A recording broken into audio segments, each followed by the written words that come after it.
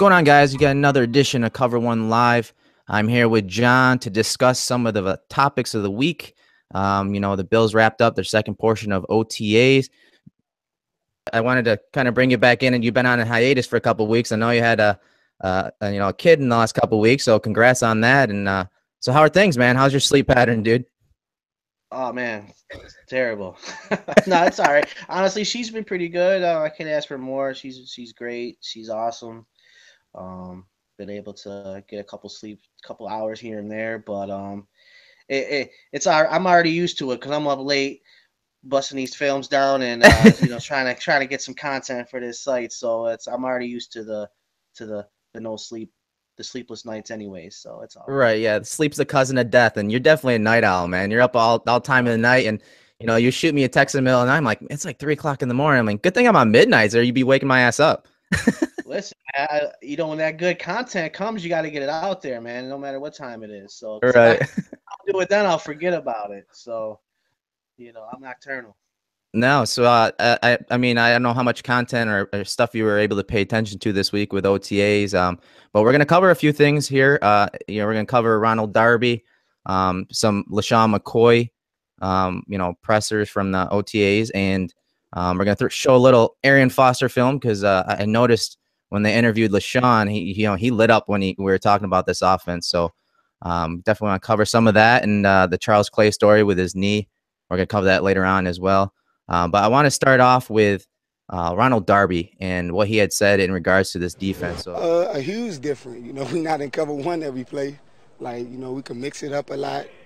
Bail, a lot of different coverages to help you keep your eyes on the quarterback to make plays on the ball. so what are your thoughts on that? I mean, they asked Darby about the differences between the defense and what to expect, and you heard him kind of indirectly throw a little jab at the Rex Ryan defense and saying that they're not always in cover one. What are your thoughts on that? How do you think he's going to fare this year and compared to last season? Well, I mean, now that he's like he said, like he's not strictly. It sounds like man on every play now. So, um, with his change of direction skills and recovery ability, he should be able to jump more passes. I'm thinking, which should create more turnovers. Um, So I'm excited to see him in this kind of a defensive setting, seeing that we haven't really seen him in this type of a defense yet. Um, I mean, obviously he has skills because he's proved that he can play man coverage. Yeah. The first year, I mean, he was great. Second year, he took a little step back. I don't know what was that attributed to, but we'll see how he transitions to this new scheme. And from all accounts, it sounds like this scheme should be easier to play within. And then with his athletic ability, you should see some more, splash plays, turnovers, pass breakups, interceptions, things like that. So I'm excited to see him in this defense for sure. Yeah, in last season, as he mentioned, they were in man a lot, and you expect to see a little more, zone coverage in McDermott and Frazier's system. And last season, he really did struggle, especially after he put up a great year his rookie year. Last season, he gave up 708 yards, which was the 16th most, 3 touchdowns. So it's not too many touchdowns, but he didn't get a pick. I mean, opposing QBs had 104.8 QB rating against him. But the big difference was the explosive plays. And this is something we're going to cover here in the next couple of minutes. I mean, last season, he gave up 15.7 yards per reception, where in 15, it was only 11.7. And those explosive plays kill defenses, especially, our offense was good, John. And that's something we're going to talk about later is, our offense was good enough point wise to stay in games, but the defense, it's just backbreaking when you give up explosive plays. And Darby, I remember just one off the top of my head was that Seattle game where Baldwin just roasted him. I mean, he gave up that double move, and it's just something that he's always struggled with going back to college. But I think this year, having help, playing a little more zone, having a little help on the back end, it should help his game. Absolutely. And that's the thing, like he's transitioning from, I don't, having a little bit more too deep instead of like you said, the cover one. He's got that help now behind him. So he can maybe cheat a little bit more, so to speak, Mm-hmm. and make some more plays and not have to worry about getting beat on those double moves as much because he knows he's got help behind him. And I think that should only help his game as long as our safeties, of course, are in the position they need to be in and able to recognize when he needs help and such. So, you know, all in all, I think he'll have a bounce back year. Um, I think last year I can't even attribute his downfall specifically to his game. I mean, of course, he's responsible for what he does on the field, but then again, he needs to be coached. He needs to have proper communication when he gets out there. And if those things were lacking, which we all know they were, then of Right. course he's not going to be in the best position to have a good season. So it sounds like everything I've read and saw so far this year is McDermott's very hands-on with all his players and positions, specifically the defense and the defensive back. So um, I certainly believe he'll have a nice bounce back year. Yeah, it seems like he's going to be getting better coaching. And when you watch some of the footage from OTAs, you see those coaches hands on, and something I talked about last week. You see them coaching everyone up. And even after each play, each rep, you see them talking and going over things, and that that's important the first few weeks of OTAs because it's install period. It's a different base defenses, base offenses you're going to play, base techniques that's going to carry you through the season. So it's going to be the core concepts that you're going to be running and executing technique wise. So it's good to see. And last year he wasn't targeted as much, but again, he gave up those big plays. I mean, last year he was targeted 75 times as opposed to 105. You see it down here in 2015. So, but 60% of those passes were caught in 2016. So it wasn't just him though. I mean, that defense was horrendous. They are always left on islands, which we thought going into the season, we thought that would be their strength. We thought that they're good man cover corners, that Rex would create pressure enough for Darby to flourish again, because in 2015, the reason why he flourished is because he was able to jump balls and he was able to get those pass deflections. And you could see the stats there in 2015, he had 13 pass deflections. And one of the things he mentioned in the OTA press conferences when they're questioning him there was that he could have had a few interceptions. He has to work on his hands, and that's what he worked on in the offseason, because there were opportunities for him, and he just got to he's got to execute better. Like you said, it's not just Rex Ryan's fault. It's it's on these players to also execute what's called. So that's their job. That's what they get paid for. And that's what we need on our our defensive backfield. There's more players that um, you know can snag the ball, man. Can catch the ball when it's in their when it hits them in their chest. Because I don't know how many times we drop balls. I mean, last year obviously Gilmore, he stepped up towards the end of the season.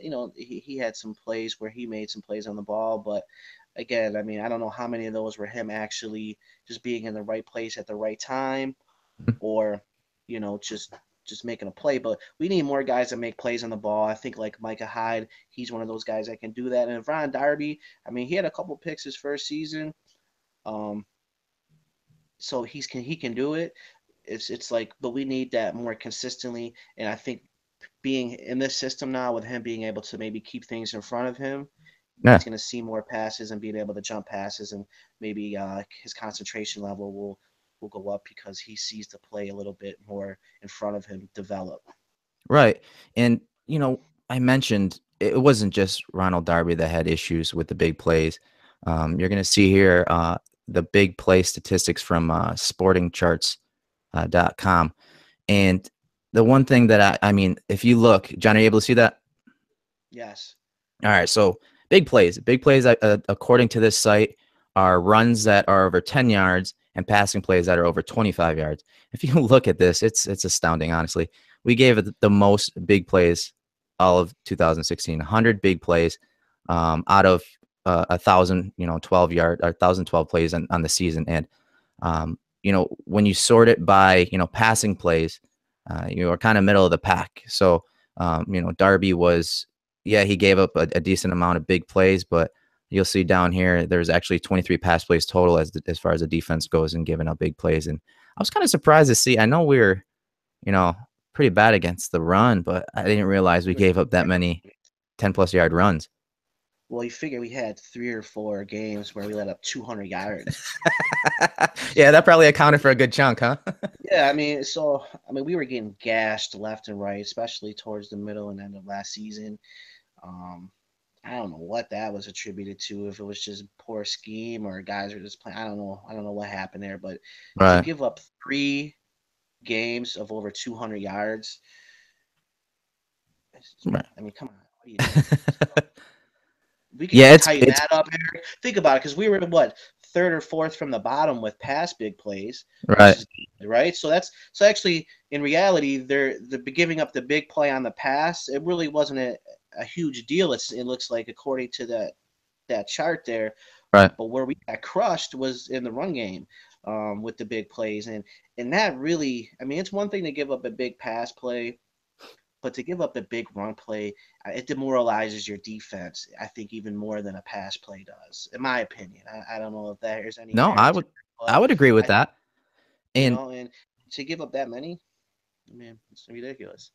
yeah, that was bad, and it does demoralize you because, it's a lot more of a physical game when you're playing the run. It you're man on man, and especially late in games, it takes a toll on your defense when they've been gashed all season or all game, and it does it especially at the front seven. I mean, that takes mentally that just beats you down, and I was surprised at 77, man. That's a lot, it's 10 plus yard runs. So I think that will also change this year just because when you're in zone, all eyes are on the QB, all eyes are on the ball, and Right. you're keeping everything in front of you. So I do think that, and you got to expect more, better tackling out of not just your front seven, but from your secondary too. And that's why having that tackle ability, that willingness to come up and make a tackle, you need that from your zone corners because their eyes are on the ball, and when that balls come at them, they got to be able to see. They're not turning and running with the receivers. They got to come up and make the tackle. So I think Darby will be fine in that department. He's always been that aggressive tackler, and he's laid a couple licks for his size, which is kind of surprising. Yeah, he definitely isn't afraid to stick his nose in there for sure. And from all accounts, if White ends up being the opposite guy, or even Seymour, um, they need to do their part too, and play the run just as well. But I think that really, we'll see how this linebacking corpse plays out. I know that's a little off topic right now, but I think that's going to have a lot to do with our run game success. On defense, having Ragland and the addition of Hodges and things like that. So that should help out that run stat, because 77 10 plus runs is crazy. Yeah, and we I had a know that's question right now actually in regards to Gilmore. Do we From David Smith? He goes, "You think the loss of Gilmore will be a big loss?" John, I'll leave this one to you. I know you're a big fan of Gilmore. I personally think it's addition by subtraction. Um, Personally, I mean, sure he had a little bit of a mediocre year last year, but there were so many things I seen last year with missed tackles in the Miami game Mhm. to the big plays against the Patriots where he still could have made a play. I mean, the way he gets beat, it wasn't that he got beat because corners are going to get beat. It's the Right. way he gets beat, and the body language, and some of the tackling techniques he was taking. It's like, okay, he's okay, but are we really going to be that? Like, put it this way. The Patriots did us a favor by taking him off our hands, giving him that balloon contract. That saved us money, and I think we upgraded at that position because, to me, his awareness skills um, are below average. He might Hmm. have athletic ability and things like that, but his awareness is below average. I'd rather take a guy that has high football IQ, that wants to stick his nose in, that can tackle, than a guy with superior athleticism that doesn't really know what the hell he's doing out there. Right. For example, like a guy like Ty Law or something like that, that can, you know, sure, he didn't have the most athletic ability even towards the end of his career, but I mean, look at all the plays he made just by being having a high football IQ. So for me, losing Gilmore is going to be an addition by subtraction. So I'm actually glad we got rid of him. That's the only player that this year that I wasn't mad at all losing. After that Patriots game where he was throwing people under the bus, I think we both kind of checked out on that. I know you've never really been high on him, but after that game, I just, as a person that has played and coached, I just can't have those kind of guys on the team. And I think McDermott has done a really good job with bringing in guys that aren't like that, that are team first, that are buying in, that are about executing their assignment within the scope of the team. And I think Gilmore, he was never that guy. And especially last year because, he was roasted and, gave up a lot of big plays. And it was one of those things in a contract year, we thought it could hurt him a little bit. Obviously, he got a really good contract from New England. But with that said, with the shift in defense this year and what we're going to try to do on defense, I couldn't see them paying him top dollar, especially because of that attitude. And he just didn't seem like a McDermott type of guy. And so I was not mad with us losing him. And then, we go into the draft in the off season and they brought in, a good amount of guys that are, competitive and that are team guys and that are smart. Like you said, football IQ, man, it goes a long way. And it's something that not a lot of people talk about, I think a lot of the players we brought in are those high IQ guys, lower athleticism, maybe, they don't have the top end athleticism of a Gilmore, but bringing a guy, guys like you had mentioned, Micah Hyde, and, they have that IQ. And I think that was actually, good to see coming in because it's part of that atmosphere change, right? You got to change that culture. You got to bring in not just talent, not just guys that have, won big games in the SEC and played in big games, but you want guys that are also, leaders that have really high IQs and that are team first. And a lot of these guys are that they brought in. And that's what we need. And everyone always said like, oh, Gilmore in practice is always the best player at practice and this and that. But when the lights came on, you didn't see that as much. So, right. In my opinion, I think maybe he's not a gamer. He may practice out of his mind, and then once the lights come on, all of a sudden something goes on inside of himself where he's just not a gamer. So, yeah, to that guy, to the point though, yeah, we'll be just fine at corner with the additions we made, and I think going forward we'll be just fine. All right, Marco mentioned Gilmore leaving was a stab in the back. It was disrespectful to leave us for our main rivals, and he didn't even thank the Bills for the organization on social media. It was very disrespectful. I know a lot of fans felt that way. I personally didn't because it is a business, guys. You can't get mad about him wanting to get paid and going to an organization like the Patriots. And yes, it's our rival, but this is business, and he's not only trying to get paid, but he's also trying to win. That's the ultimate thing. That's why these guys play. And, a lot of people, a lot of players, maybe lose sight of, that they love the game. And I don't know Stephon Gilmore personally, but I do not blame him for going to the Patriots and actually getting a good contract out of it. I don't blame him at all in that regard. To go to the Patriots and to get a huge deal, that's a win-win for him all day. Mm-hmm. When he first signed with the Patriots, I had a buddy at work come to me and say, before I even knew where he had went at that point, he's like, JV, where would the last place you want Stephon Gilmore to go? Thinking I'd say the New England Patriots. And I said, the Buffalo Bills. That's the last place where I wanted him to go because I've seen it. I've watched every game, Eric. Mm-hmm. I've seen every play. I know what he's capable of. I've seen it. Whether he takes a step at New England, maybe because we've had some subpar coaching here, so maybe he can get some quality coaching in New England and maybe take his game to the next level. But it wasn't going to happen here. Under that last regime, at least. And I certainly wasn't willing to give him the big contract off what he's done thus far. Right.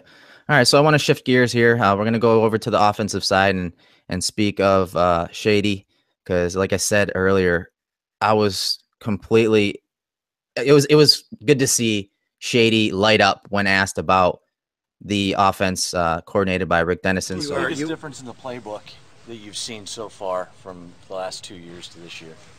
The running backs getting the ball, in the passing game. That's something that I've been a part of, but it's been a while since I've actually got the ball a lot in the air, and we do a lot of that. You know, Rico, Dennison, you know, he's big on that. You look at all the successful running backs that's been in his offense, from Arian Foster, who I'm a big fan of. He did it on the ground and in the air. And then just everything looks the same. Actually talking about Sean about why he hired, you know, Rico, and the biggest thing is Rico is his nickname, so I don't want everybody thinking, who's he talking about?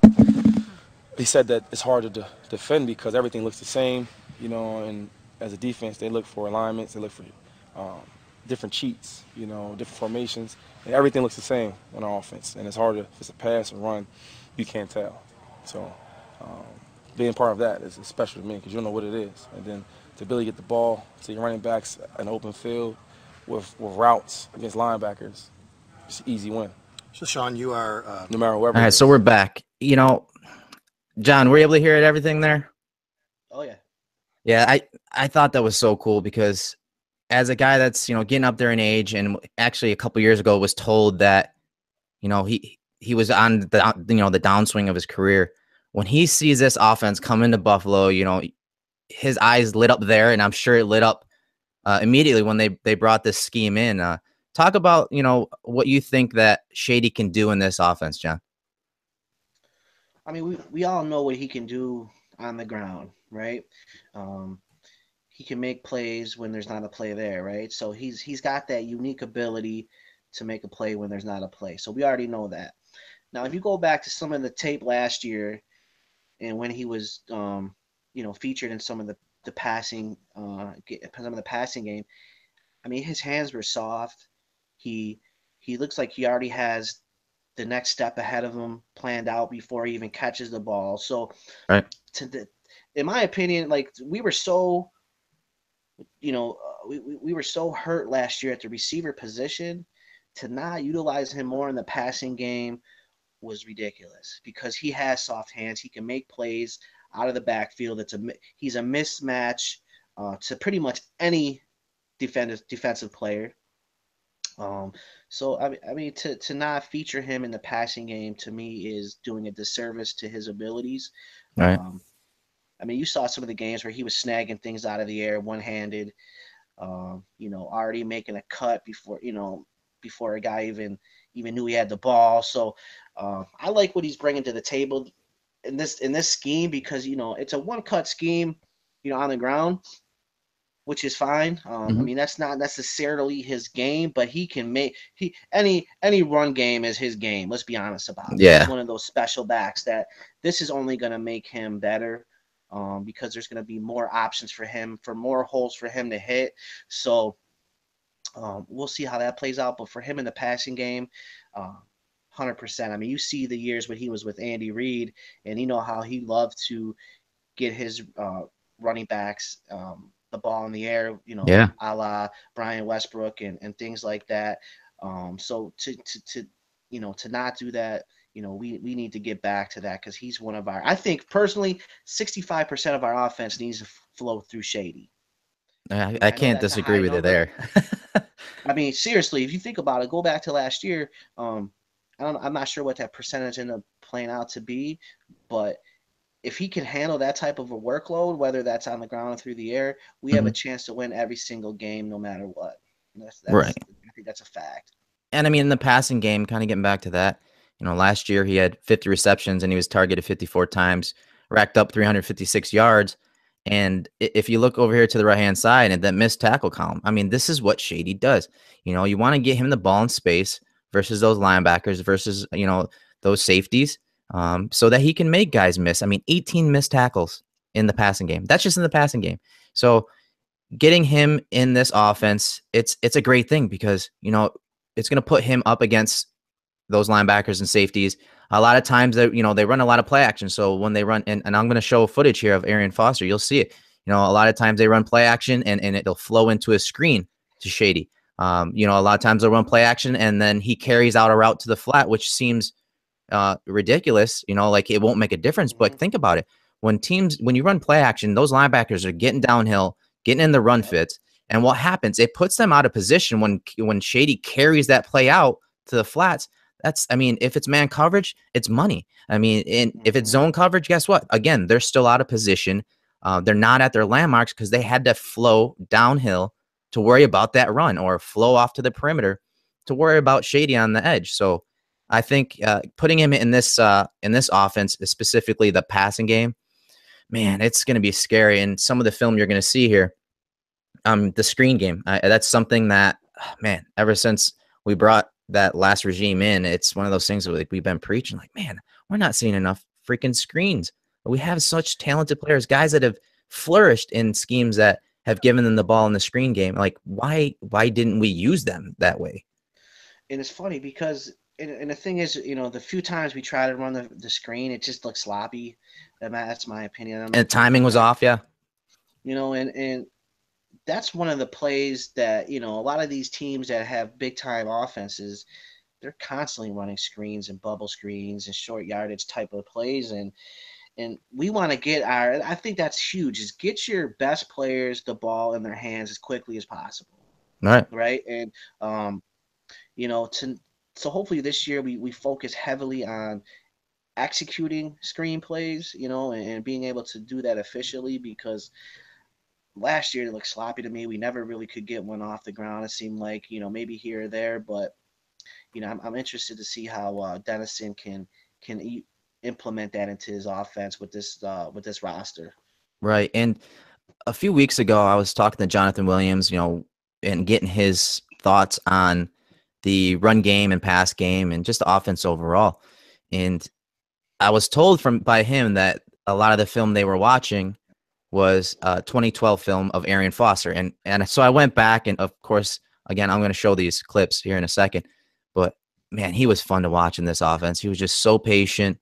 He had that subtle movement to slow down the tempo of his run so that his offensive lineman can get in position and get the angles to block. But you'll see in the passing game in 2012, I mean, 69 targets, 55 receptions, up over 300 yards. But I mean, he was constantly a part of that offensive pass game. And I mean, I'll get to the run game, because he was just so butter in this offense, John. He was so good to watch. Incredible that he was drafted, by the way. Right? I know, exactly. And he is also kind of like Shady too in this zone run game, where like he doesn't take big hits. He never did. And I think Shady's the same way. And he kind of referenced that this week, where, although he's getting up there in age, he's got a lot of carries on his legs, he doesn't really take big hits. So it'll be interesting though in this offense, because that wide zone, that outside zone, again, it is meant to cut back and get up inside. So he may be taking a few more hits this season than he did last year. But I mean, still, the guy's going to be good in this offense. Like you said, he's an elite player. I think he's going to be just fine. Yeah, I mean, he keeps, defensive players off balance, because he's so shifty. He's got so many, he's got so many moves, and guys can't get square hits on him, and, right. And that makes a good running back, is the guy that could just kind of keep the defensive off balance just enough where they can't get that square hit. And he's been known to be able to do that. Right. And one of the ways that Dennison, Kubiak, and those guys, got Foster the ball in space is just little swing passes, kind of like what you'll see here. And this is from the 2012 season. You see him, he's split back here in a 12 personnel set, and they're backed up with their, backs against the end zone inside the 5. And look at the swing pass to him. He's got that type. He's just like Mccoy, where, once he gets in the open field, forget about it. He can take it to the house, and he did a really good job in this game. I think this was actually in the playoffs. This was their last game. They're obviously eliminated, but you'll see him. I mean, you want him matched up. And look at these linebackers. I think that's Ninkovich, Mayo. I mean, these are guys that aren't going to stay with Shady McCoy. And you see him, he makes guys miss in the open field. And here's a play I was talking about. It's trip formation. They move the receiver and they motion him, and you'll see that the defensive back stays with the receiver. And what that does is it alerts this quarterback, hey, that's man coverage, right, John? Oh yeah. And so they run a little a reverse action by Matt Schaub, and it's going to hold the linebacker that's supposed to cover Arian Foster, and gets a little rub right here by the receiver, and boom, Arian Foster on the perimeter. That's the type of stuff we need to do with Shady. Mm-hmm. I mean, that you could have. He could have. He could be, 1,000 if it plays out right. Right. Like I love this play design too. Like I said, the motion showed man coverage. yes. So this number one, DB right here has the number one wide receiver. This I think it's a safety here, has a tight end. So Matt Schaub and Foster immediately know who's got number 3 to that side, and this inside linebacker. And he gets picked off. And it's beautiful. It's a beautiful play design, and the type of plays that are simple, and plays that can help your quarterback and just help your offense get going and extend drives. I mean, it was just, I like that play there. And of course, screen game. That's something we've been harping on. Just another screen here to Foster, get him on the edge and let him make plays with the ball. And that's the thing. Like you can get these guys in space, they can do damage, and especially get a couple big uglies out there in front of them running downfield. Right. It does a lot for your team. And on this play, it looks like they do motion again, and it does look like man coverage. But typically, what New England did with these inside linebackers, who's not really good at man coverage, I think this is Spikes and Gerard Mayo. Depending on what side this running back would go to in a pass route, that's the linebacker that's going to take. It's something you're going to see from us this year because of some of the athleticism that we lack as far as man coverage goes and matching up our linebackers versus running backs. And so, but you'll see, he slips out to the right and just, man, get those offensive linemen out there, those big uglies out there and out in front of play and let Shady do things. So these are some really nice plays that I saw on film from the offense and just setting up screens. Here's another beautiful screen. I love that screenplay. This one right here? Yeah, like where you fake the handoff to him and you go back to him. Right. That play, because it's like you got double duped a little bit because came up, he's not getting the ball. He is getting the ball, and by that point everyone's out of position. And that play, I used to love running this on first down to start a game because it sets these linebackers up in the flow of teams, and of course it was high school that I was coaching, so even more so these guys were, they weren't disciplined. So, and you're right, if you watch Spikes here.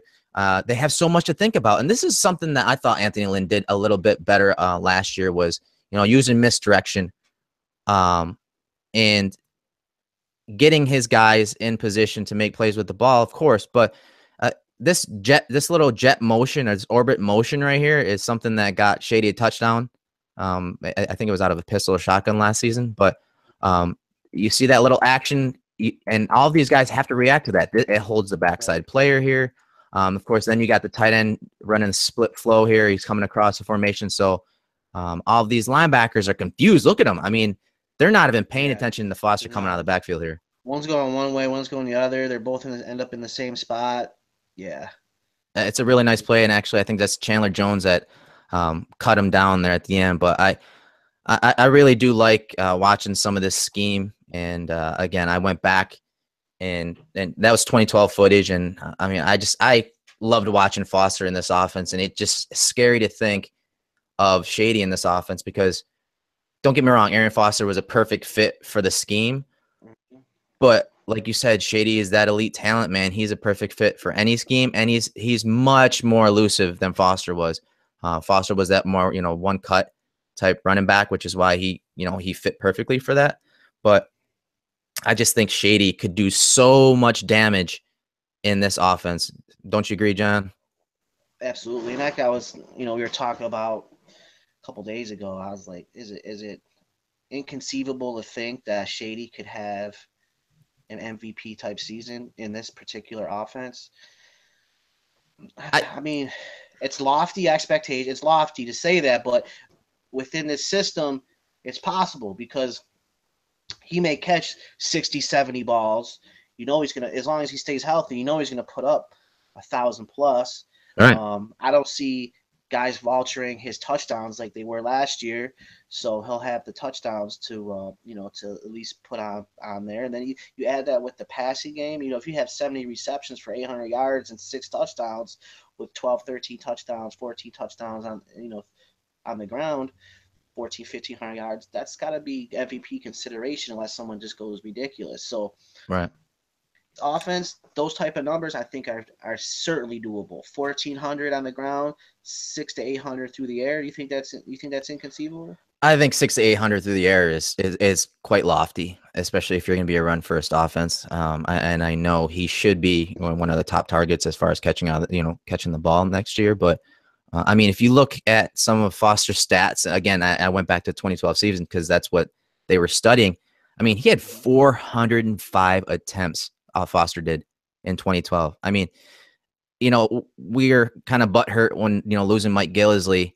And, they didn't really replace it in the draft or really this offseason. And so they're going to lean on Williams and they brought in a couple other guys. But I really think, John, maybe it's not MVP type season. Maybe it's not. But if he gets more touches than what he did last year, if he gets, in the 250s, 300s, he really could, contend for that MVP title.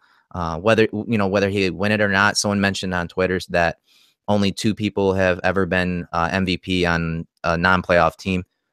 Who knows if, we make the playoffs or not. But still, I mean, you give him the carries in this offense and behind this offensive line, which is it's something I'm going to cover here in a second with some film. I mean, 405 attempts. I mean, that's crazy for a 2012 season. I know that, that was probably his, 3rd or 4th year in the league, Foster. And obviously Shady's been in the league a lot longer, but he could be scary. He could get some scary stats this year. And Shady doesn't need, I don't think, that many carries to put up those kind of yards. I mean, you're right. So he could probably do that 315 carries, and save those extra 80-something carries for, a backup role for right. one of the backups. So, we don't need to rely on him to have 400 carries because he's able to do a little bit more with his athletic ability. So to think that he can't put up 1,600 yards, Eric, I think is certainly 100% doable. He's done it before. Mm-hmm. And like you said, if he can get 50 to 70 catches, God knows what he can do with those, especially, I mean, you saw some of those swing plays. I mean, he could take those possibly to the house if, the right situation presents itself with his athletic ability. I mean, so right. To think he can't get 500 yards through the air, Eric, to me is not that crazy. They're going to, I mean, they are. You think about the guys that are behind Shady, you're going to give him the ball early downs and whatnot. But as far as third down backs, who do they have behind him? Honestly, Jonathan Williams was brought in. He didn't carry the ball that much last year, but he was brought in a fair amount last season. But he was brought in on passing downs to block. I think he only carried it like 27 times or something like that. But he was asked to come in on some third downs and passing situations, but it was mainly the block. So who is behind, Shady? And that kind of lends to your point, John. Maybe he is going to be, they're going to lean on him. I mean, he's getting paid. They're going to lean on him, right? Yes. I mean, like I said, 65% of the time, the ball needs to be in his hands. And then obviously the other 35% or what have you, let's see, Watkins and Clay and those types of players, because obviously our tight ends will be featured a little bit more in this offense, so certainly got to get them their touches. But if we want to win week in and week out, okay, that has to be the formula, is right. Give the ball to Shady early and often in every capacity. So, they stick to that philosophy and he can handle the workload and he can stay healthy, we have a chance again to win 10 games, 11 games.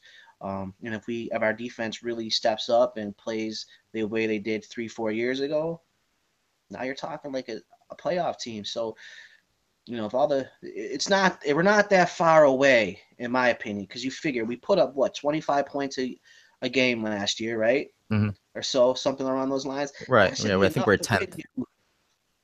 That should be enough to win you most games, right? When your defense is letting in like 30 points a game, I mean, you can't overcome that. So if our defense can just go back to what they were 3-4 years ago, I know that's kind of high expectations, but they've done it. So right. They can get back to where they were. This team is a competitive team, and we won 7 games last year. with all the craziness that we had going on with our coaching staffs and injuries and things like that. So, 2 or 3 games we should have won, like Miami game, the Seattle game, a few others that, so we're not far away, Eric. And I think our offense got better. And our defense should get better. So we'll see. I'm excited. No, I hear you. And I'm going to bring up some Arian Foster film here. And it's, of course, a lot of it is zone run game stuff. And this excites me because it's something that, I know a good amount about, and something I ran. I sent John one of my playbooks from when I was coaching, locally here. And I dummied it down. I said I dummied it down a little bit. And it's at the NFL level, it's such a dangerous run scheme, man. It really is. And then, and I've mentioned Tyrod Taylor and how, he's going to open up things for Shady McCoy, kind of like last year out of pistol and shotgun and whatnot. But hopefully you're going to see Tyrod under center like this a little more. You'll see a lot of motion by tight ends and fullbacks in this offense. And, it stresses athletic offensive linemen. And the person we drafted in Deion Dawkins, we're hoping that he's going to start at, right tackle for us. And tackles in this scheme are extremely important because, they're going to be asked to move out in space a lot, and on this play, you'll see this left tackle, boom, he's out here. He's got to reach and help set the edge there on, play side. And on the backside here, they're even more important too, because a lot of times they're going to be cutting, or they're going to be, you see the footwork that is needed to get this helmet of, this offensive player, defensive player, to get in position to make that cutback. If that right tackle is not making that block right there, I mean, that's not a positive play. Right. And that's the thing with Dawkins is he has that second level and the feet to move, within that scheme. So that, by all accounts, he probably should be the front runner to win that position, just based off of his athleticism. So, and then obviously within the interior, we're pretty good there. Yeah, I mean, look at all those cutback lanes, and obviously Shady, I mean, cut on a dime, I think is his nickname, right? Yeah. So, he'll certainly be able to take advantage of some of those backside cuts and things like that. That's going to be his bread and butter this year. You're going to see a lot of big open alleys like that. From just one cut, boom, that foot in the ground, and then look at you got a huge alley there. So yeah, and him in space is dangerous. So it's going to be huge for him, man. That's what's great about this scheme, and that's why you saw him light up when asked about it.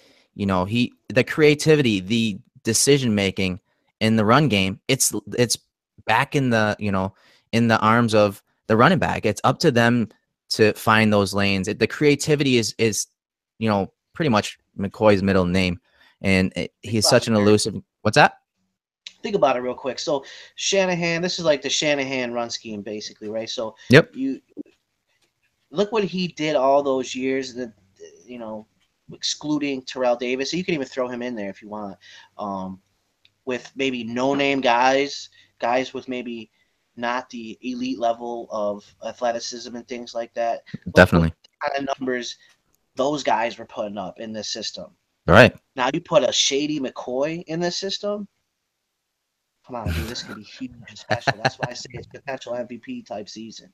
Yeah, I agree with you there. And we talk about, you had just mentioned the interior offensive lineman, and this is actually a play, again, from 2012, Arian Foster. They're an 11 personnel, tight end to the field, and they run a pin and pull, and it's something that we really set the standard when it comes to the pin and pull. And pin and pull, in short, is it's the amalgamation of like the outside zone run with gap principle. So on this play, you're going to have, and this is something we've covered several times at Cover One, you're going to have a down block by the tight end here, and it allows these guards and offensive linemen to pull, in which John Miller and Richie Incognito are some of the best at doing that. So you'll see the offensive lineman get into space.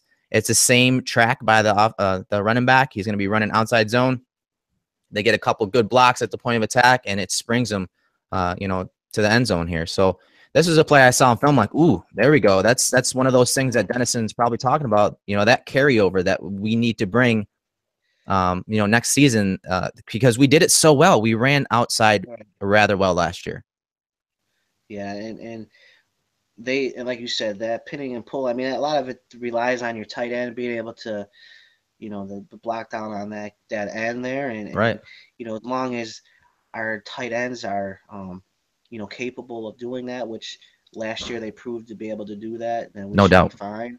And I mean, obviously there was some, some talk that came up this week about the availability of, oh, hold on a second, That's all right. of McCoy, or of Clay. Clay being Yeah. available, and some of his knee issues, but I think that's a non-issue. I mean, we went back to last year, and he seemed to be okay throughout the whole Yeah. season. And that's actually it's going to be our next topic after this. But yeah, the pin and pull, you have the pin blocks. Normally it's by a tackle or a tight end, and it's something we've skilled. I mean, like I said, we're one of the best in the league last year, and I think seeing it from under center is gonna be a little different because obviously the running back has different angles. They're not just running that sweep action from shotgun. So trying to incorporate it, with Tyrod under center is gonna be a slight change, but something offensive, line wise, I don't think it's that big a difference. But another play, and Eric Wood had talked about the other day about his health and how much he's going to be available, how much he's practicing, and how he's not practicing every day, but when he does, he's 100%. And I think center play goes rather unnoticed a good amount, and I don't think people appreciate how good of a center Eric Wood can be, especially in the run game when it comes to movement. And we used him a lot on plays where we'd pull him, but in this scheme, he's featured almost. Oh my God. And you'll see it here. We have a trips formation to the field. We have the quarterback under center, and they're running. You're going to see a lot of zone runs to the weak side. Well, you'll see New England here has a 3-tech on the right guard, and all the center is going to be doing is he's going to help widen that hole. And that is helping. And Alex Gibbs always taught this, like you want these offensive linemen blocking so that it makes a decision for the running back. It makes it that much easier for the running back. But he does a great job of just, helping out on that 3-tech, knocking him wide so that it makes this decision and this cut as he climbs to the linebacker who comes downhill. It just makes it that much easier for the running back to hit that crease. I mean, I really think that Eric Wood, if he's healthy, man, he's going to be such a great guy to have back because of his movement, his athleticism, to climb to the second level. I think it's something that, it goes unnoticed, way too often. Yeah, and like you said, I mean, this particular scheme, I hate to use the word feature the center, but the center is, I mean, he's such a huge component in this particular scheme, especially in the run game. I mean, like you said, to be able, especially on like stretch plays, things like that. I mean, these guys got to get after it. They have to be athletic, and Eric loves to get after it, and he's athletic. We all know that. So he should flourish in this system. Let's just hope he can stay healthy for a full 16 and plus a couple. So, but he's going to be great in this system. I mean, he's big. I think so too. And he likes to get after it, man. So I'm excited for him to be in the system. And by all accounts, in the event that, let's say, he's not ready to go or what have you, I mean, I thought Ryan Groy played a good role last year, and he looked pretty quick off the ball as well. So I think we're good either way at center. I do too. And, I think this is probably the last play. I'm kind of highlighting the center here, but, the defense, we have the trips, to the left-hand side on the screen, and the defense is an over front. So they got the 3-tech to the strength of the offense. You're going to see a tight end, run a little split flow on the backside here, but watch this center here. Watch him help on this 3-tech. Watch him widen that number 71. Look how far he kicks him outside the hash. But it doesn't end there. What does he do? Boom. Now, and this is all timing. And that's the thing with this offense. The the movement of the offensive line and when they climb and how they climb is all timing. It's all based on timing because, when the running back gets the ball here, by the time he hits his third to fourth step, he has to know where he's going to cut, John.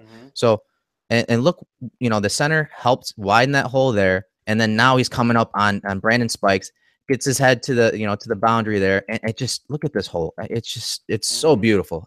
Watching Foster run behind this blocking scheme was just so fun for me to watch. Absolutely.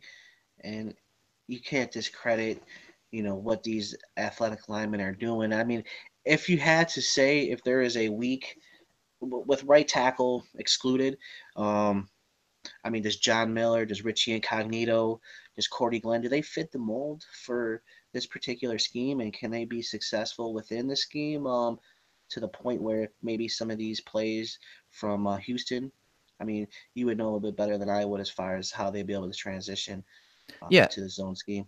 I do, you know, I know a lot of people worried about that, but, you know, when I was watching this film, and, you know, even like that last play I showed, I think our inside run game for Shady will be even better because, you know, the power that we have at guard will help widen. Like you saw the center widening that hole. Well, the power that Miller and Incognito bring to this offensive line, it's going to create even bigger creases than what you saw in that last play, you know? And I think that's another thing that he up wide, and then his center gives him that extra push. yeah. So that's probably going to open it up bigger, right? So, you know, my whole thing, and we know they can pull. I mean, so they're obviously athletic enough. So, yeah, I guess to that point, for sure, these guys should be just fine because, I mean, last year they're pulling, you said, the pin and pull all the time and different types of misdirections and things like that. So, you know, maybe the left tackle position at Cordy, I don't know what, but, you know, really the left tackle is really, I mean, in my opinion, for the most, is that's your passing offensive lineman protector, you know? So, Yeah, typically it is, yeah. you know, I mean, so if we could just keep him as the center, our cornerstone as, you know, holding that side of the lineup in pass protection, you know, the other four, I mean, he'll do his part, but the other four guys certainly can make things work within the run game, no question. Right, We and need you him mentioned, you know, to, Miller and Incognito and Dawkins. If Dawkins can really solidify that right tackle position, he's a powerful dude, long arms. yeah, You know, and you watch this play, and again, you're gonna have that orbit motion that we had saw in that first play, and watch what and Tyrod talked about, you know, QB keepers and how every play is gonna look the same. Watch what the quarterback, and this is Matt Schaub. He is not Tyrod Taylor. Watch what right. you know, this QB keeper. We'll start with that. Watch what the quarterback does here. I mean, just this orbit motion, and the QB keeper holds this backside. I mean, this is Hightower. You know, it holds that backside defender. And I mean, just look at the crease that is created from not just that action, but the power at the point of attack. I mean, just picture John Miller and Dawkins right here working on this double team and then climbing to the second level. It's, man, these backdoor runs. Whew. And like Shady said, I mean, everything looks the same. So it's tough to cheat as a defense against this offense, you know, because I don't know, is it going to be a run? I mean, they're blocking down like it's a run, and then next thing you know, it's a play action or a jet sweep. Right.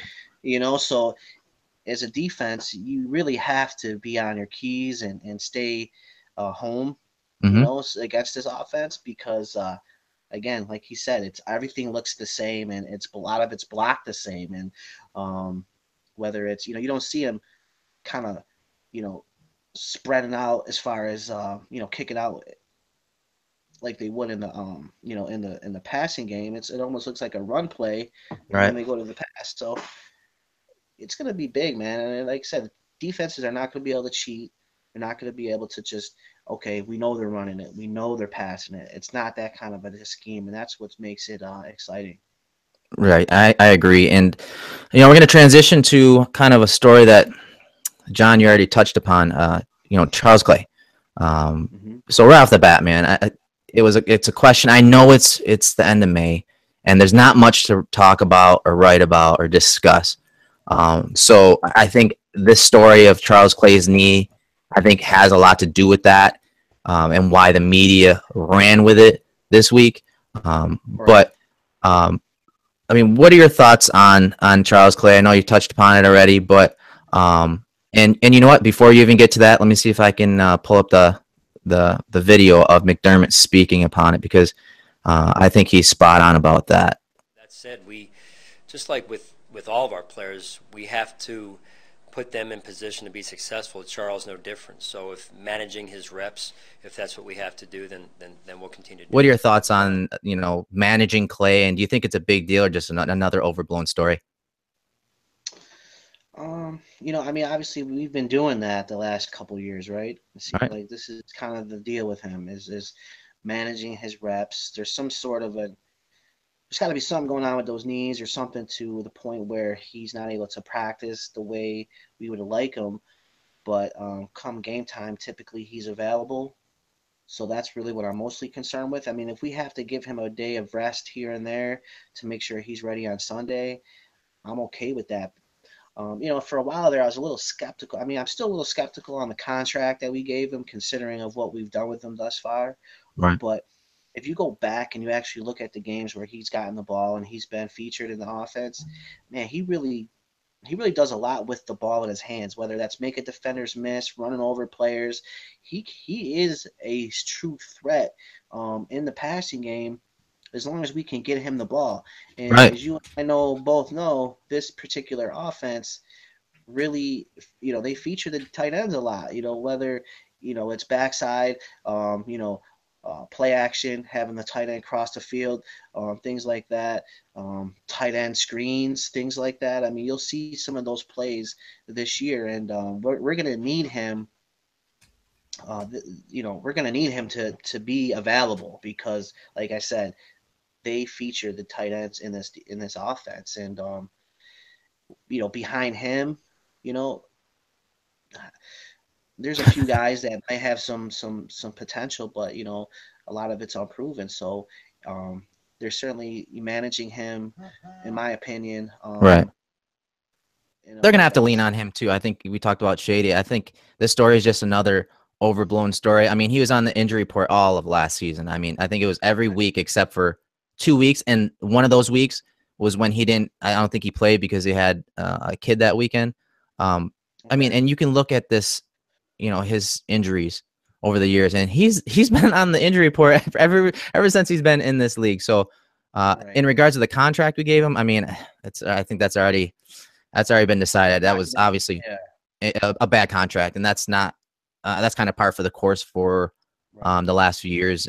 You know, during this the last regime or whatever. But you can see, I mean, every week he's on the injury report with a knee issue, and I know that it is, from what I've heard, it's a degenerative disease, and it's only going to get worse as time goes on. So when you have that much money invested in him, you have to manage it. You know, McDermott alluded to it. You have to manage his reps, his time in practice, and you know, during game week, because you know what's important is we have him on Sundays, right, John? Right. Availability, right? Like you mentioned it several times. Yeah. So you got to have him. So I mean, for me to give him a day rest and it's like you said, to manage that particular injury or whatever you want to call it, I'm okay with, because we've been doing that anyways. So Right. it's really it's not a story, because we've been already doing that for the last 2 seasons, and then maybe going back to Miami possibly. So, you know, keep doing what you're doing. You know, I'd like to see him, you know, practice more, of course, and things like that, because obviously you can sharpen your skills and things by practicing. But you know, if taking a day off here or there just to make sure there's not extra swelling come game day, things like that, Right. then I'm okay with it. Because at the end of the day, we can't get out from under that contract. We're gonna need him, and so we have to manage it. And I think, you know, by giving him a day off here and there and give him treatment when needed, is the right thing to do right now. Yeah, and again, I think it's just a story because it's the off season. There's not much to write about, because if you look at his snap numbers from last year, he actually he had his highest snap number, 87.8% of the snaps last season on offense. And this is the guy, again, on the injury report every single week. And you know what we asked him to do as far as like run block. You see, he took place 41.4% of the run block snaps. I mean, obviously he was in there. And, you know, it's something I broke down on the site as far as, you know, his run blocking and how admirable he is in that department, you know, for a guy that has an injury, his knee injury. I heard he's got back issues. I mean, it sounds like he's falling apart, honestly. Right. And that's another thing. It's like, geez, I mean, if these are our degenerative type, ailments, it's like, what are we doing? Why, for the initial contract? But like you said, that's beating a dead horse at this point. So we got to kind of roll with what we have. But the thing is, I think what makes it a story is the way McDermott came out and, addressed it as, it is a concern. Mm-hmm. He said it straight up. His knee is a concern. So, right. Of course, the media is going to take that and run with it because, it was something that he didn't need to necessarily say right now. Right. He did, so in a way, McDermott kind of, gave that legs, no pun intended. And so, so we have to kind of just go off that. So, I mean, if McDermott thinks it's a little bit of a concern, the question is it more of a concern now than it was last year, the year before? That's what we need to know. If it's status quo, then it's not a story. If there's something more to it, then yeah, of course. Then at that point, we have to maybe think about bringing in a Gary Barnidge.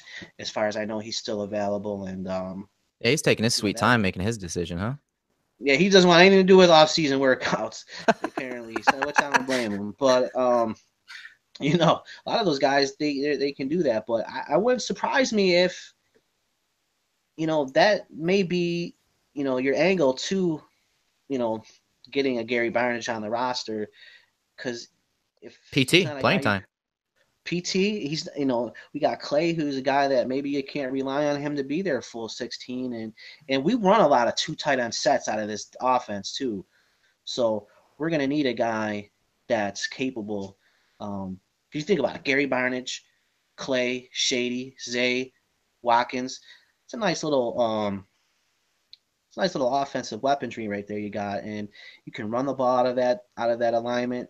You can do a lot out of with that particular personnel grouping. So I'd be all for bringing in a guy like Barnidge, especially if you think Clay's knee is that much of a concern. So we'll see. Yeah, and the double tight end sets, it's going to be interesting to see where that goes. If we run a lot of 12 personnel, typically in these outside zone schemes, that was always Gibbs's money formation, that 12 personnel look, 2 tight end set. And to see because last year Denver, they actually didn't run that much out of 12 personnel. And I'm going to show you some of the stats here from Warren Sharp.